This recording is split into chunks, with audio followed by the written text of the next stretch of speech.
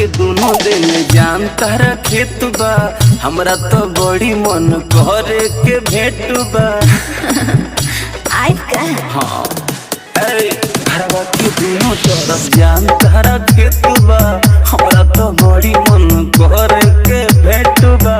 केवन जगह चली आई, कौन जगह खास बा? तो सुनो ना, बोला। अरे आगे वाला में तो घास बा, पीछे वाला साफ बा। अरे आगे वाला में तो घास बा, पीछे वाला साफ बा। का कहतनी? अब कहीं के का बा?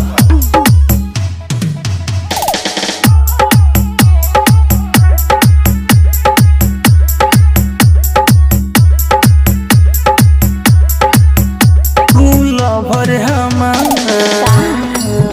बड़ी प्यारी हो सुना तू के चाहिला हम।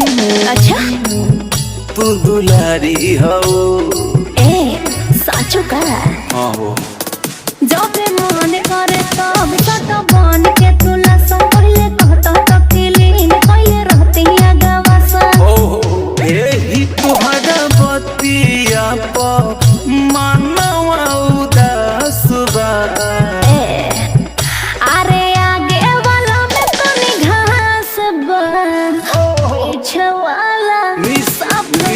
अरे आगे वाला में तो घास बा, पीछे वाला सब बा।